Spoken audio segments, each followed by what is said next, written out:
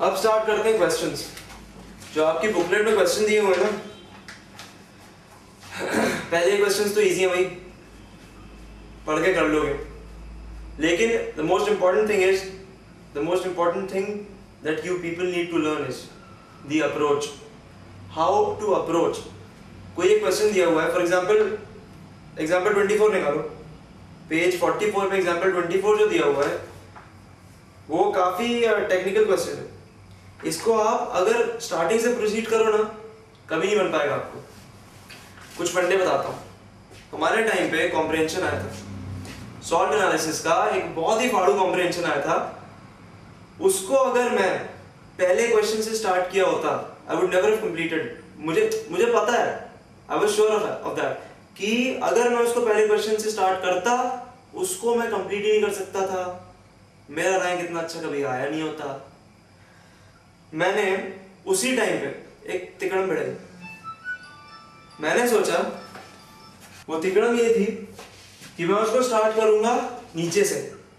मैंने तीनों क्वेश्चन ढंग से पढ़े, वेरी केयरफुली, और वो क्वेश्चन सबसे पहले अटेम्प्ट किया, दैट वाज द इजीएस्ट। अब इससे ये होता है, if you're able to find an answer to a preceding question, पिछले वाले सारे क्वेश्चंस के आंसर्स आपको ऑटोमेटिकली मिलने लगते हैं। कि Fe3+ है तो पक्का है कि the compound F has got Fe3+ as its cation। G भी पता चल गया, G is Fe2+। लेकिन इन सब के कटायन पता चले, इन सब के अनायन नहीं पता चले। इनके अनायन पता करने के लिए AgNO3 दिया हुआ है। ध्यान से देखो, जो भी F है वो जब AgNO3 के साथ रिएक्ट किया, it gave a white PPT which is soluble in NH3। सोचो व्हाइट PPT सुन के सबसे पहले क्या ख्याल आता है? व्हाइट PPT AlCl3 का होता है। व्हाइट PPT Ag का कौन सा कंपाउंड है जो व्हाइट कलर का होता है? सबसे पहली चीज, the most common compound is AgCl। Damn it, तो यार ये तो याद है, AgCl, AgBr, AgI। AgCl was white in color, AgBr was pale yellow, and AgI was yellow। वाह, तो AgCl हो सकता है भी। AgCl सॉल्युबल होता है NH3 में, याद आया? सॉल्युबल कॉम्प्लेक्स बनता है Ag का, AgNH3 something। AgCl है, the anion is Cl। तो जो येलो कलर्ड सॉल्यूशन था F, उसमें कटायन Fe3+ था, एनायन Cl- था। F was FeCl3। समझ में आया? FeCl3 था जो कि येलो कलर का था। It got converted into FeCl2 which is green in color। होता भी है भाई, एल्गायरन किसने पढ़ाया था? इसलिए तो पढ़ाया था। फिर ये सारी चीजें क्लियर हो गई। तो सोचो ये इसमें कन्वर्ट हुआ जब FeCl3 को we reacted it with C। What is C? C has to be a reducing agent, जिसने कि +3 को +2 में रिड्यूस कर दिया, तो C definitely has to be a reducing agent। तो इतनी चीज तो पता चली कि भाई C which is a gas and it is a reducing agent। अच्छा, अब आगे बढ़ते हैं। अब थोड़ा ऊपर आओ यार, ये जो B था, जो भी है B बना था। अच्छा एक बात सुनो, जो कलरलेस सॉल्ट थी which was insoluble in water that has to be made up of a cation and an anion।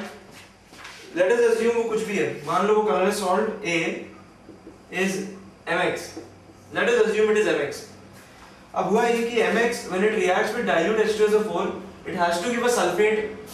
Let us assume the sulfate is M2SO4। assume करो कोई भी सल्फेट ले लिया मैंने, M2SO4 है, ठीक है। अब ये जो M2SO4 है ये B है। इस M2SO4 को मैं रिएक्ट कर रहा हूँ इसके साथ, व्हाइट PPT आ रहा है, NaOH के साथ रिएक्ट कर रहा हूँ। चलो ठीक है, M2SO4 को जब मैं किसी एक NaOH के साथ रिएक्ट करूंगा तो डेफिनेटली ये कुछ बनेगा, MOH हाइड्रोक्साइड बनेगा इसका, जो कि व्हाइट इन कलर है। उसको एक्सेस NaOH के साथ रिएक्ट करूंगा इस वाटर हाइड्रोक्साइड को, तो कोई सॉल्युबल कंपाउंड बनेगा। अच्छी बात है। ओए, ये जो B है ध्यान देना, इसको मैंने NH4Cl plus NH4OH, यार सोचो NH4Cl NH4OH कहीं तो पढ़ा हुआ है, अभी भी पढ़ा था। NH4Cl plus NH4OH is a group reagent। कौन से ग्रुप का ग्रुप रिएजेंट है? थर्ड ग्रुप का। NH4Cl NH4OH वही थर्ड ग्रुप का ग्रुप रिएजेंट है। तो ये जो था, इसने इस थर्ड ग्रुप के ग्रुप रिएजेंट के साथ पीपीटी नहीं दिया। दिस इंप्लाइज कि यार ये जो बी कंपाउंड है ये इसके साथ पीपीटी नहीं दे रहा है। क्यों नहीं दे रहा है? ठीक है, तो ये जो NH4Cl NH4OH which is a group reagent of the third group, इसके साथ ये जो कंपाउंड है पीपीटी नहीं दे रहा है, मतलब ये ऑल करोड़पति फकीर, ना ये Al3+ है, ना ये Cr3+ है और ना ही ये Fe3+ है। तो ये क्या है? कोई पीपीटी नहीं दिया, लेकिन अबे एक मिनट, C के साथ इसने पीपीटी दे दिया। सोच सकते हो क्या होगा? ऐसी कौन सी चीज है जो कि NH4OH plus NH4Cl plus something else उसके साथ पीपीटी दे देती है? याद करो, NH4OH plus NH4Cl plus NH4 twice CO3 is a group reagent, लेकिन NH4OH plus NH4Cl plus H2S is also a group reagent। तो मेरे पास दो पॉसिबिलिटी आ चुकी हैं। वो पॉसिबिलिटी इस चीज की है कि ये जो C है,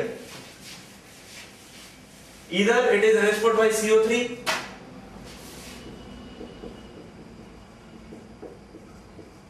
और it is H2S। लेकिन हमने अभी अभी पढ़ा कि C is a reducing agent और इन दोनों में से reducing agent has to be H2S, therefore C has to be H2S। अब सारी प्रॉब्लम ऐसे सॉल्व हो रही है। जैसे हमें पता चला C वो है H2S है, ध्यान से देखो आगे का reaction, H2S plus O2, H2S plus O2 gives, ओ यार H2S O2 SO2, ओए बहुत बढ़िया, which is J, बिल्कुल सही सोचा है, H2S ही है ये तो। और जो SO2 था plus H2O in the presence of ये SO2 plus H2S, shit, S, अभी भी पढ़ा था disproportionation reaction, oh no comproportionation reaction, याद है? SO2 plus H2S, S, कॉम्प्रोपोर्शनेशन reaction याद है ना? डिफरेंट ऑक्सीडेशन स्टेट्स एलिमेंट्स की होती हैं, कंपाउंड्स की होती हैं, and the product belongs to a single oxidation state, this is S। तो यार कोलाइडल वाइट टर्बिडिटी S की होती है डेफिनेटली। ये तो नीचे का पूरा सॉल्व हो गया। अब ऊपर आते हैं, ये जो B था, this definitely has to be it, I guess it belongs to the group number 4, क्योंकि NH4OH plus NH4Cl plus H2S group 4 का ही ग्रुप रिएजेंट है। अच्छा, तो ये काफी ज्यादा इंटरेस्टिंग होते जा रहा है। जो भी कंपाउंड है वो उसका जो कटायन है डेफिनेटली वो ग्रुप 4 का है। ठीक है, C का कटायन लिखते जाओ, C का कटायन ग्रुप 4 का है। ग्रुप 4 में एलिमेंट्स कौन कौन से हैं? निकोमंजन। अब सोचो, जब मैंने NH4Cl plus NH4OH के साथ B को, कोई भी कंपाउंड हो सकता है, रिएक्ट कराया, पीपीटी नहीं आया, लेकिन जब इनको H2S के साथ रिएक्ट किया, there has to be a sulphide. ये सारे कटायन जब H2S के साथ रिएक्ट करेंगे, इनके सल्फाइड्स बनेंगे, वो सल्फाइड है A। अब यार NiS बन गया,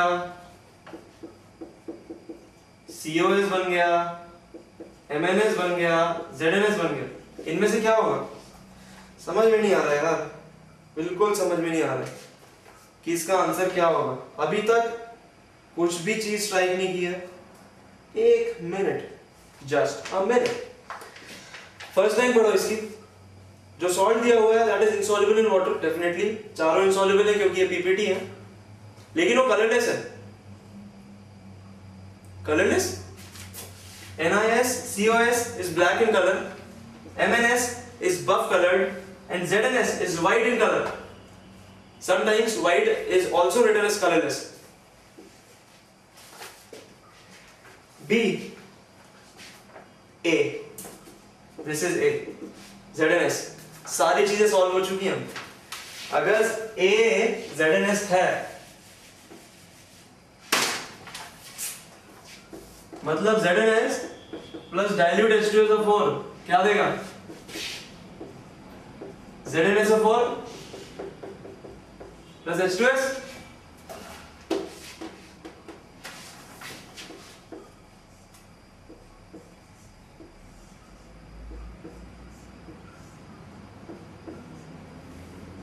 प्लस H2S, मतलब अपने को B भी मिल गया, यस B भी मिल गया। अब आगे देखो B plus NaOH that is ZnSO4 plus NaOH क्या देगा? सोचो ZnSO4 प्लस NaOH क्या देगा? किसी एक सल्फेट को किसी एक अल्कली के साथ रिएक्ट कर रहे हो, हाँ, क्या होना चाहिए? एक व्हाइट पीपीटी आ रहा है भाई, ये व्हाइट पीपीटी है किसका? White PPT is D. किस चीज का व्हाइट पीपीटी हो सकता है? थोड़ा सा सोचने पे अपने आप सब कुछ स्ट्राइक करने लग जाता है। भाई स्ट्राइक करेंगे, बचा क्या?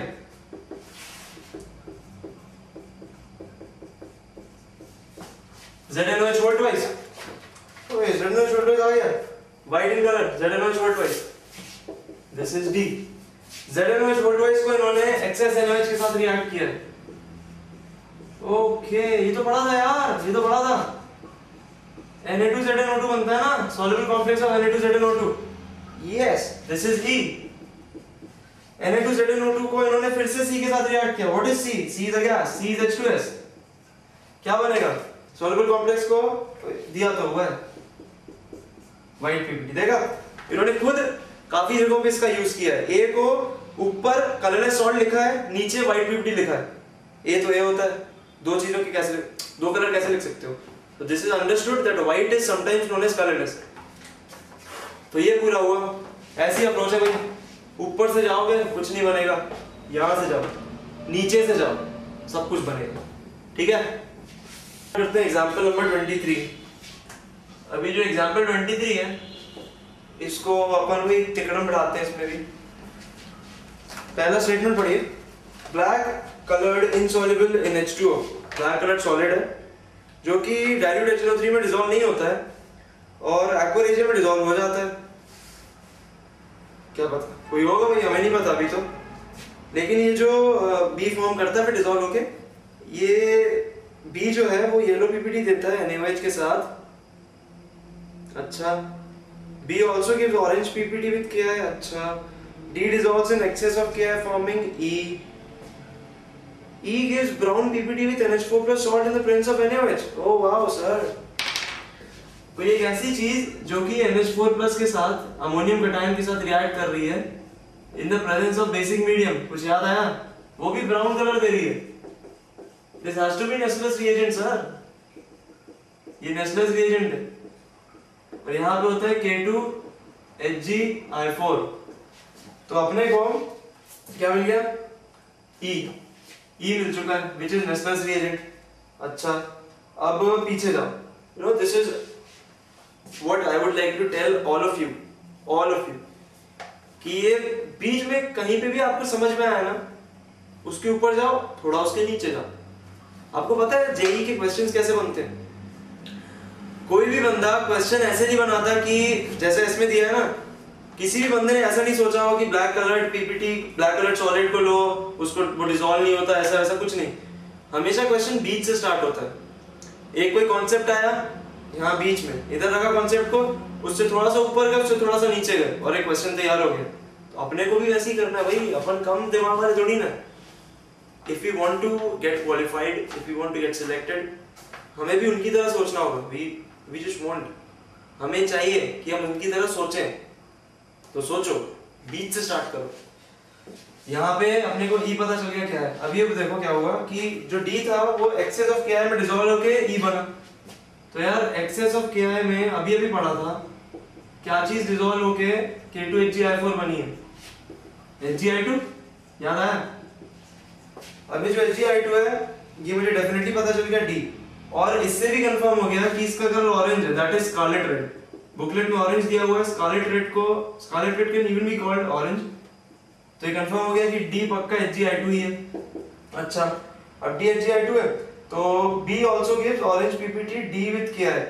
B क्या है? जो कि Ki से रिएक्ट करा जिसने और HgI2 दिया। किस चीज ने KI से रिएक्ट करके HgI2 कौन सी चीज दे सकती है? B, what is B? B gives yellow PPT. क्या चीज HgI2 दे सकती है? What was D? Orange PPT किस चीज का आया था? ऑरेंज PPT आया था HgCl2 का पक्का, HgI2 का, HgI2 का आया था ना। तो अब एक ऐसी चीज जो कि KI के साथ रिएक्ट कर रही है और HgI2 दे रही, सोचो क्या होगा? वो डेफिनेटली Hg2+ हो गई भाई। Hg2+ इसके साथ रिएक्ट करके कुछ देगी और वो जो K होगा वो इसके एनायन के साथ रिएक्ट हो जाएगा, लेकिन वो K क्या होगा वही तो सोचना है। B gives yellow PPT with NaOH, जो B है it gives yellow PPT with NaOH। वो एक ऐसा कंपाउंड है NaOH के साथ रिएक्ट करके वो येलो PPT देता है। तो आपको एक रिएक्शन याद होगा। अच्छा, उससे पहले अपने को ये तो पता है कि Hg2+ है। अब ठीक है, ये समझ में आ गया, येलो PPT देता है, समझ में आ गया कुछ, वो तो हो गया। लेकिन एक बात ध्यान से सोचो, अब थोड़ा सा नीचे आओ। A, जिसके बारे में we got no idea, is precipitated if H2S gas is passed into solution of B in dilute HCl. Okay, अगर H2S गैस के साथ वो प्रेसिपिटेट हो जाता है तो डेफिनेटली वो एक सल्फाइड है। कोई भी सब्सटेंस अगर H2S गैस पास करने के बाद प्रेसिपिटेट हो रहा है then definitely it is a sulphide. Sulphide, all the sulfides usually are black in color. A एक सल्फाइड है, A is a sulfide, it is black in color, it is insoluble, this means it is a PPT, or A doesn't dissolve in dilute HNO3 but it is soluble in aqua regia. Oh god, HgS is the only black metal sulfide that is soluble in aqua regia and doesn't react with oxidizing acid as well as non-oxidizing acid. याद है ये पढ़ा था। तो अपने को A पता चल गया, A is HgS, yes A HgS है। अब आगे बढ़ो, जैसे ये पता चल गया aqua regia can dissolve it definitely forming B। अब aqua regia के साथ जब इस A को that is HgS उसको जब डिसॉल्व करोगे तो क्या बनेगा?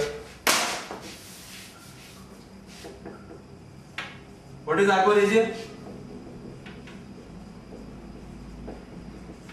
Which itself is Cl।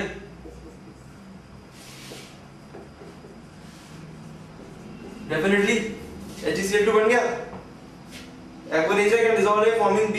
B is HgCl2. B gives yellow PPT with NaOH। अब HgCl2 को अगर मैं NaOH के साथ रिएक्ट कराऊंगा तो ये क्या बनेगा? HgO, which is yellow in color। समझ में आ गया? तो आप बोलोगे यार HgO क्यों बना? ये HgO की काफी एक peculiar property होती है that it is able to retain O। Hg doesn't let O get detached from it very easily, भाई प्रॉपर्टी होती है। तो HgCl2+ NaOH याद करने वाली चीज है। HgCl2+ NaOH gives HgO which is yellow in color। सारी चीजें हो गई। येलो क्या था इसमें? gives yellow PPT C, this is C। अब क्या बचा? हो गया सब, बाकी तो सारा इजी है, ठीक है। अब आते हैं एग्जांपल नंबर 7 पे। अभी जो एग्जांपल नंबर 7 है it is quite typical। A certain compound X used in laboratory for analysis blah blah blah aqueous solution gave the following reactions। पहला पढ़ा कि भाई कॉपर सल्फेट के साथ इस कंपाउंड को रिएक्ट किया तो एक ब्राउन PPT आया which turns white on addition of excess of Na2S2O3 होगा भाई, मुझे नहीं पता क्या है। On addition to Ag+, yellow PPT was obtained which is insoluble in H4OH। ये भी नहीं पता मुझे क्या है, फिर से पढ़ता हूँ। On addition to Ag+ a yellow PPT। एक मिनट, सिल्वर के कितने येलो PPT आप जानते हो? The most common PPTs of silver which are yellow are AgBr which is pale yellow, ठीक है, NaGi which is yellow। तो एक पॉसिबिलिटी हो सकती है या तो ये Br- हो या फिर ये I- हो, ठीक है। इतना समझ में आया कंपाउंड X के बारे में। अच्छा, on addition to copper sulfate solution a brown PPT is obtained। brown PPT copper sulfate solution के साथ, भाई copper sulfate solution में अगर let us assume I- है, क्योंकि एक पॉसिबिलिटी है कि मान लो Br माइनस होता ना तो वो डेफिनेटली लिखे होते pale yellow. That is only because there is a very stark difference between pale yellow and yellow. Pale yellow बिल्कुल देख के समझ में आता है वही है pale yellow है, yellow देख के समझ में आता है yellow है. अगर उन्होंने yellow लिखा है, 1% चांस है कि भाई Br माइनस भी हो सकता है, लेकिन 98% चांसेस तो I माइनस के ही है ना. That is assume it is I minus. तो CuSO4 plus I माइनस देखते हैं आगे अपने आप ही समझ में आएगा क्या है क्या नहीं है. On addition to copper sulfate, a brown PPT is obtained. CuSO4 plus I minus CuI2 आ गया, अच्छी बात है. CuI2 बेसिकली क्या है पता है? CuI2 में एक डिस्प्रोपोर्शनेशन रिएक्शन होता है. CuI2 readily disproportionates into Cu2I2 plus I2. अब ये जो पूरी चीज होती है ना, ये पूरा एक साथ इस brown in colour. Only because of I2 this is brown in color. Cu2I2 individually is white in color. तो अब थोड़ा थोड़ा समझ में आ रहा है. इसमें लिखा हुआ है कि CuSO4 के साथ एक ब्राउन पीपीटी आया, ये पूरा ब्राउन कलर का पीपीटी आया. Is obtained which turns white on addition of excess of Na2H2O3. ये तो बिल्कुल सही बात हो गई यार, ये अपन ने रिएक्शन उसमें पढ़ा हुआ है. स्टोइचियोमेट्री पढ़ी आपने? स्टोइचियोमेट्री में जो आयोडीन का क्वांटिटेटिव एनालिसिस था उसमें ये रिएक्शन था कि Na2H2O3. What is Na2H2O3? Na2H2O3 is known as hypo solution. तो I2 का हाइपो टेस्ट होता है. Na2H2O3 के साथ जब I2 को रिएक्ट किया जाता है तो कंपाउंड इज काफी इजी है. ये कंपाउंड क्या होगा? Na2H4O6 plus Na. ये तो याद होना चाहिए भाई. Na2H4O6 plus Na. तो भाई वो जो Cu2 था उसने डिस्प्रोपोर्शनेट हुआ वो Cu2I2 प्लस I2 में हाइपो सॉल्यूशन डाला जिसने कि I2 को कंज्यूम कर लिया. ये पूरी चीज इस कलरलेस, तो बचा सिर्फ Cu2I2 which is white in color. तो डेफिनेटली प्रूव हो गया कि जो ये दिया था वो सही था. अच्छा, ये किया अपन ने एग्जांपल 7. अब कौन सा एग्जांपल करें? अब एग्जांपल करते हैं, एग्जांपल 9 करते हैं. एग्जांपल 9 काफी इंटरेस्टिंग लग रहा है. अच्छा,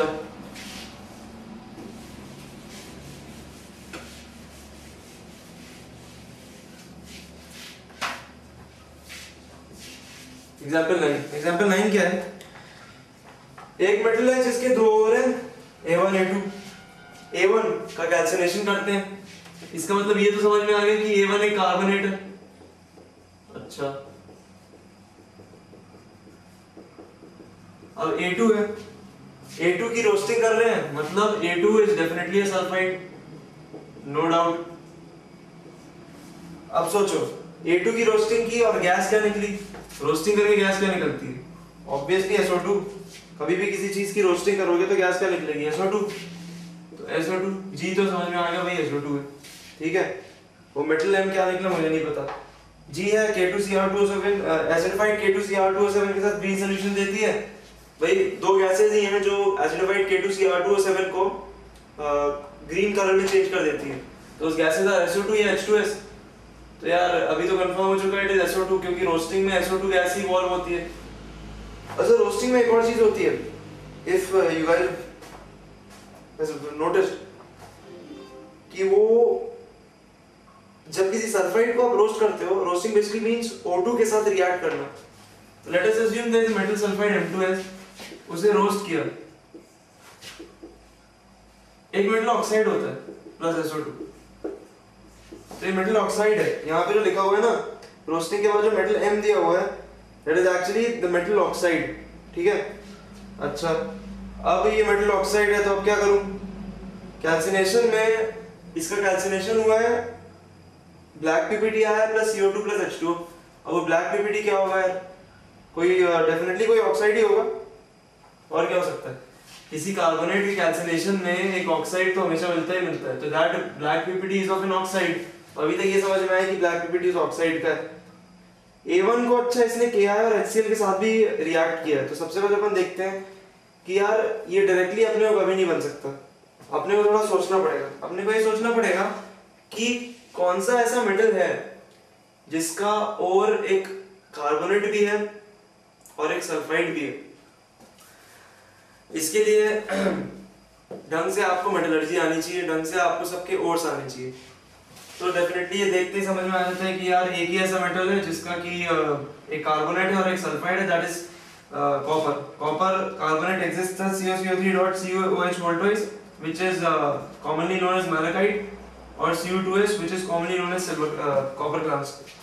तो अब सब कुछ इजी हो गया। ये HCl के साथ रिएक्ट किया, आपकी बुकलेट में भी दिए रखा है, तो इसको HCl के साथ रिएक्ट किया, CuCl2 बना। अभी CuCl2 Ki के साथ रिएक्ट हुआ, Cu2I2 बना एंड Cu2I2 ही PPT था which is D। तो ये एग्जांपल 9 हो गया, ठीक है। अच्छा अब एग्जांपल 10 करते हैं, वेरी इंटरेस्टिंग एग्जांपल। एग्जांपल में दिया है example 10 example 11। Example 10 is very example 11 is very good. A mixture consisting of A, which is a yellow solid, and B, which is a colorless solid, gives lilac coloring flame. Lilac से कुछ याद आया? Lilac is pale violet. Potassium देता है lilac, याद आया? तो definitely या तो A पोटेशियम है या B पोटेशियम है। अभी मुझे ये पता चल गया। जो भी जैसे जैसे भी आपको चीजें पता चलते जाती हैं, just write it down. You know, make this thing a habit of yours. जब भी कुछ चीज पता चले उसको लिखते जाओ, जो भी इंफॉर्मेशन पता चली उसको लिखते जाओ सिस्टमैटिकली। या तो A पोटेशियम है या फिर B पोटेशियम। अच्छा, mixture gives black precipitate on passing H2S in acidic medium. H2S in acidic medium, that is this is group reagent of group number 2। group number 2 यानी कि प्रभा होगी आगे, नो प्रभा कुटी होगी कैद में भाई से। इन तीनों में से कुछ हो सकता है? अच्छा, हो सकता है। It gives black PPT और passing H2S। H2S के साथ पास कर रहा है यानी कि इन सबके सल्फाइड्स हैं। और कौन सा सल्फाइड ब्लैक कलर का है? इनमें से कौन सा सल्फाइड ब्लैक कलर का? जल्दी से बताओ। ये जो तीनों सल्फाइड्स है ना, ये ब्लैक कलर के। CDS is yellow in color and Bi2S3 is brown in color।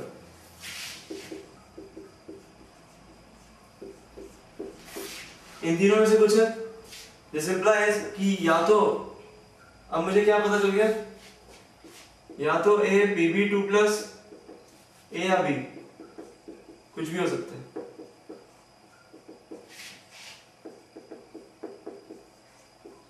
ऐसे प्रोसीड करना होता है, ठीक है।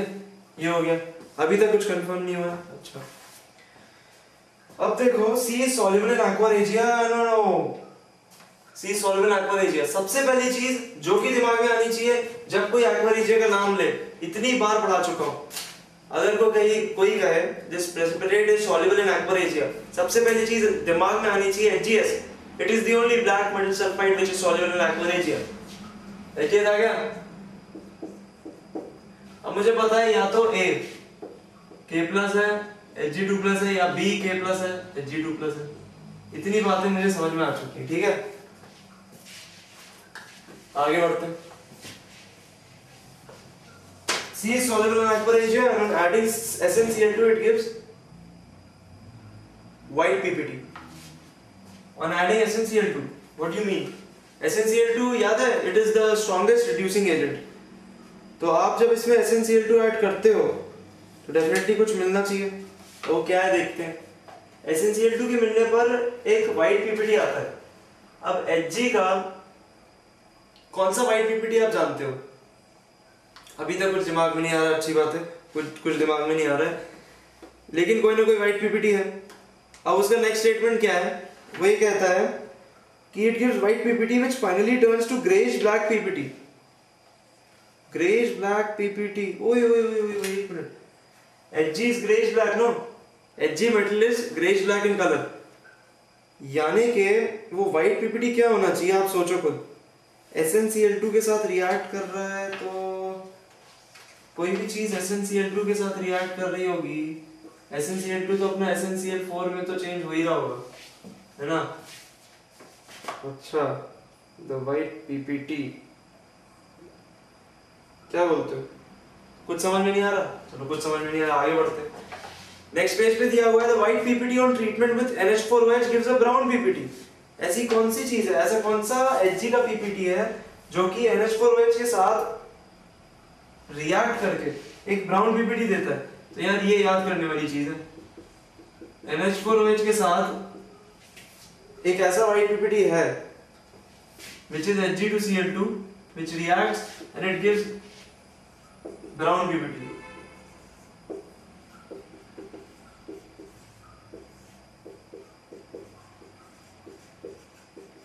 This is brown in color. Hg plus HgNH2Cl. तो मुझे समझ में आ गया white PPT ये था Hg2Cl2 और वो था HgCl2. HgCl2 Hg2Cl2 बना रहा था, ठीक है। सारी चीजें काफी क्लियर हो चुकी हैं अब। इसका मतलब ये तो अपना B था, ठीक है, ये समझ में आ गया। अब आगे बढ़ते हैं। The sodium carbonate extract of the salt A with CCl4 FeCl3 gives a violet color. Oh man, violet color. इससे अपने को ये समझ में आता है जहां पे भी वायलेट सुनो वो भी वायलेट लेयर दे रहा है वो, तो definitely this is iodide. Iodide का याद है, specific test is layer test. Layer test में करते क्या है, आयोडाइड को Cl2 वाटर के साथ रिएक्ट करते हैं और फिर उसको एक ऑर्गेनिक सॉल्वेंट में डाल देते हैं जिससे कि एक वायलेट लेयर फॉर्म होती है। तो इसमें किया यही क्या है, देखो ना, carbonate extract of the salt with CCl4 and FeCl3. Here CCl4 is acting as an organic solvent and FeCl3 is actually acting as Cl2 water. Cl2 water का जो काम होता है ना यहाँ पे वो FeCl3 कर रहा है, तो डेफिनेटली आयोडाइड है यहाँ पे कहीं पे। अब मुझे तो पता है कि Hg is present as HgCl2, definitely it is not HgI2, और मुझे एक पता है कि K है, तो डेफिनेटली K I के साथ प्रेजेंट होगा। तो अब मुझे ये पक्का पता चल गया कि K is KI3। अच्छा, KI3 भी नहीं पता चला, अभी KIX पता चला मुझे, और KIX भी नहीं, अभी मैं बोलूंगा कि KI ही है, मुझे ऐसा लग रहा है कि KI है, एंड B is HgCl2। अब आगे समझते हैं, ये तो अपने को समझ में आ गया। अब सेकंड पढ़ते हैं कि the sodium carbonate extract of the salt gives yellow PPT in AgNO3. AgNO3 silver का yellow PPT is AgI, definitely AgI है, AgI का येलो पीपीटी आना ही था। which is insoluble in NH3, definitely AgI is insoluble in NH3. तो identify NB and precipitate CND। तो हमने तो भाई आइडेंटिफाई कर चुका है। C क्या था, what is C? C is something, definitely C is something। C यहाँ पे था ना, mixture gives black PPT C।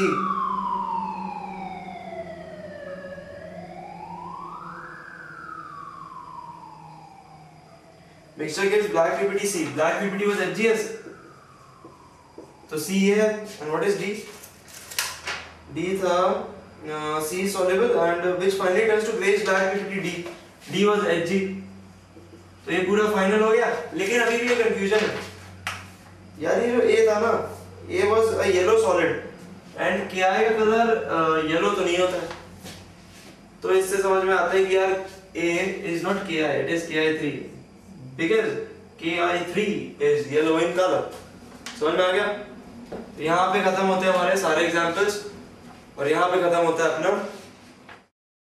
Salt analysis.